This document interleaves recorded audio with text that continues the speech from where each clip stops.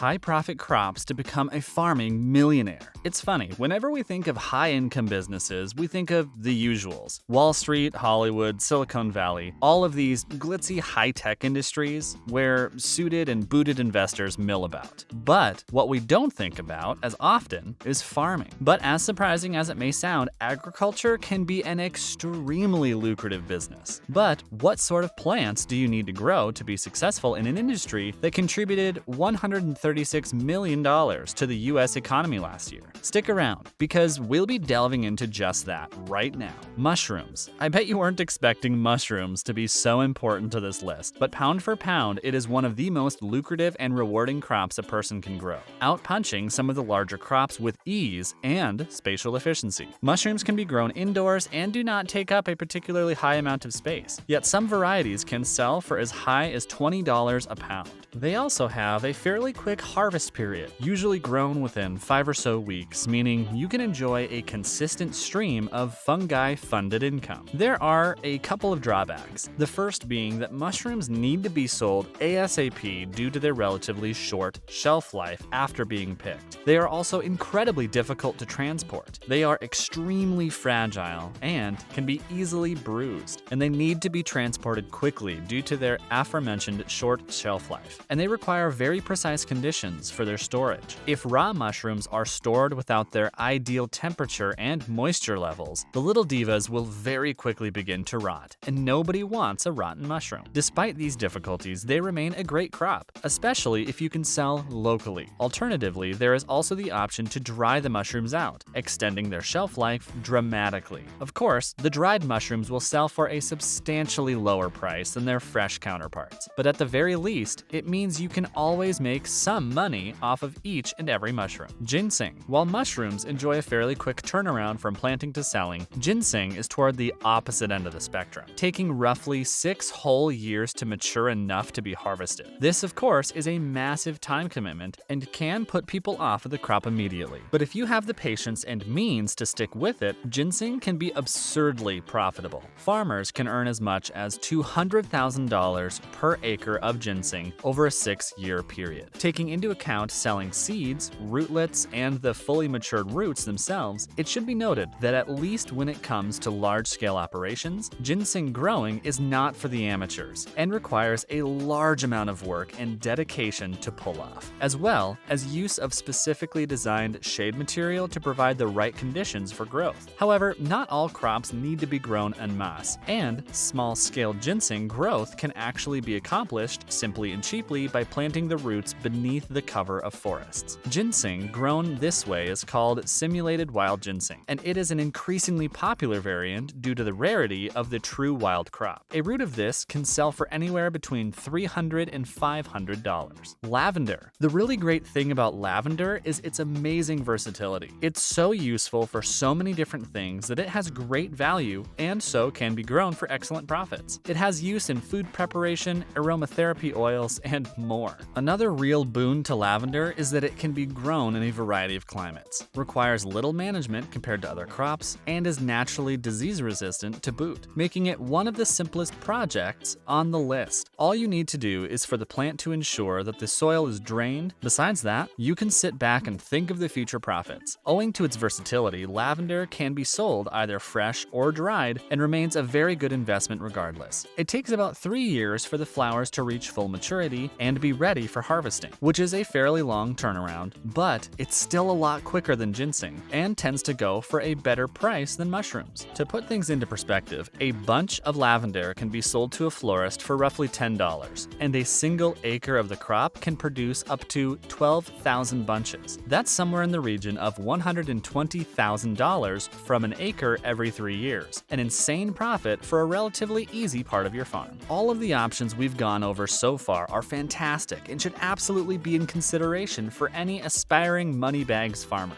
But one crop stands above all others as the most lucrative of them all. We've kept you waiting long enough, so let's get into it. Saffron. Saffron is pretty much universally agreed upon as the most expensive crop in the world and the most expensive herb used in any sort of culinary practice. A pound of this stuff can sell for an astonishing $2,500, and it only requires a quarter acre of land to produce. crops. Why is it so incredibly lucrative? Well, it's a real pain to actually grow. You see, saffron itself isn't a plant. It is the stigma strands of the pretty purple crocus flower, and it takes 75,000 of these flowers to grow your pound of saffron. That's a lot of flowers. But okay, let's say you're cool with building this bee dreamland. You'd best hope you live in a relatively dry part of the world, or else you're gonna have to invest in a greenhouse to keep the plants safe from the elements. Once you manage that, growing crocus actually isn't too difficult. You will need to plant the root directly instead of a seed, but besides that, most can manage it. The real problem is the harvesting process itself, which is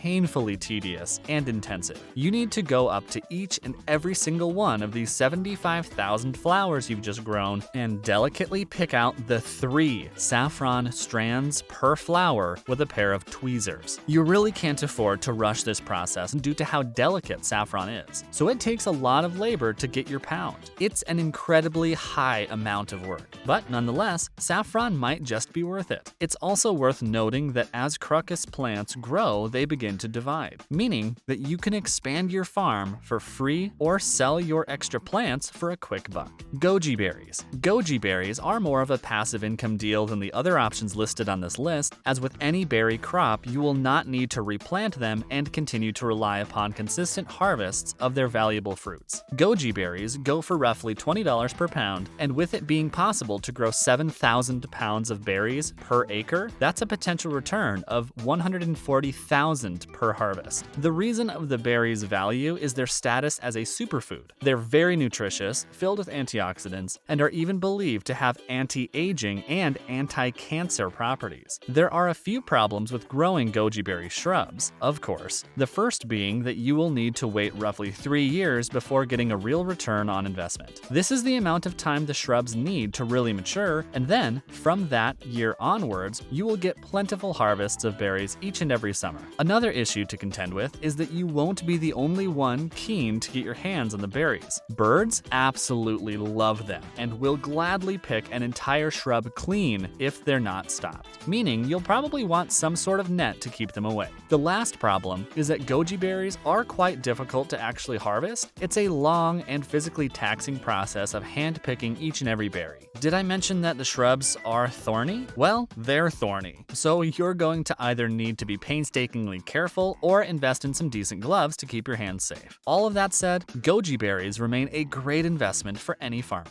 Bamboo. Last but certainly not least, bamboo is still relatively rare in the United States, but it is becoming increasingly popular amongst farmers, and for good reason. It is a renewable resource that is excellent for the environment and regrows itself, making it another crop that you can rely on for consistent profit without the need to replant. It can be planted year-round, though there are recommendations for when to plant depending on climate, and it doesn't require too much micromanagement. Just the typical watering and checking of roots to ensure all is well. It can be relatively expensive to get into bamboo farming, costing anywhere between $30 and $60 per young bamboo plant, and though the caretaking plants are low, they do still exist. If this doesn't prove too much of a barrier, however, the potential profit is superb. An acre of roughly 200 bamboo plants can return a profit of up to $25,000, and depending on the variety, it can be harvested after a very reasonable 3 years. It's worth noting that bamboo is an invasive crop, and so you will need to be prepared to take measures to control the plant if necessary. But if you manage to get a handle of it all, you'll be looking at a very profitable part of your farm. And that's our list of the most profitable crops that'll help you on your way to your agriculture-based million. Are there any we missed? Were there any crops that shocked you with just how profitable they are? Let us know in the comments, and until next time, get to work on your garden. Your money is waiting.